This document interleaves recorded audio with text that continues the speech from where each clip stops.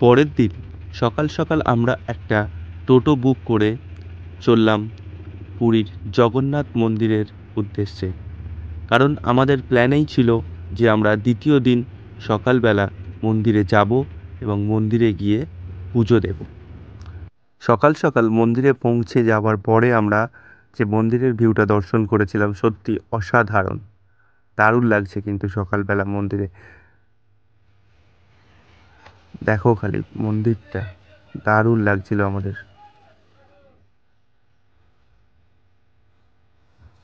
আমরা সকাল সকাল পৌঁছে গেছিলাম, তাই আমাদের পুজো দিতে বেশি সময় কিন্তু লাগেনি। তো আমাদের পুজো দেয়া কমপ্লিট হয়ে যাবার পরে আমরা আবার টোটো বুক করে আমরা কিন্তু হোটেলে ব্যাক করে এসেছিলাম।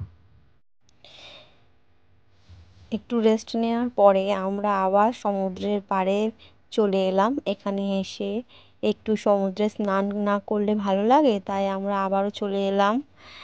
আমি তো জলে নেমেই পড়েছি। বাচ্চারা তাদের খেলনা নিয়ে এসেছে, তারাও খেলছে। দারুণ ঢেউ ছিল।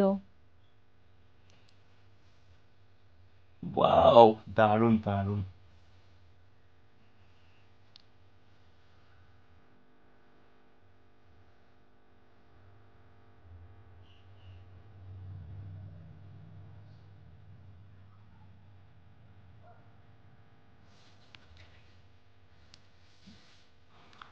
ওফ, ঢেউটা দেখো শুধু, দারুণ দারুণ, হেভি লাগছে আজকে কিন্তু।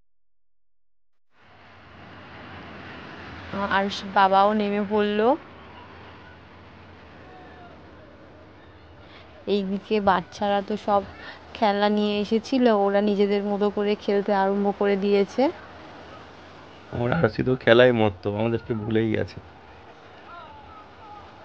ওদের সঙ্গে ওর দাদুও খুব সঙ্গ দিচ্ছে, তাই আমাদের কোনো টেনশনই নেই। মা মেয়ে স্টাইল।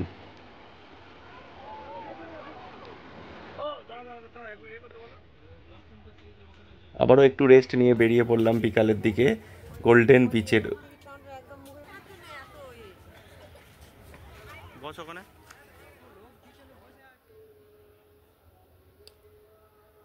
এই বিচটা খুবই সুন্দর, খুব নিট অ্যান্ড ক্লিন একটি বিচ, যেখানে গেলে মনটা আরও শান্তিতে ভরে ওঠে। খুবই ভালো লেগেছিল আমাদের। দারুণ বিচ দেখো, দারুণ লাগছে দেখতে।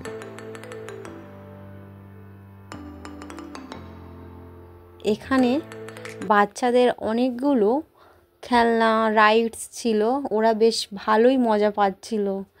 আমরা আমাদের বিকেলের বেশ অনেকটাই সময় এখানে কাটিয়েছিলাম। বাচ্চারা তো আসতেই চাচ্ছিল না, আর আমাদেরও খুব ভালো লাগছিল।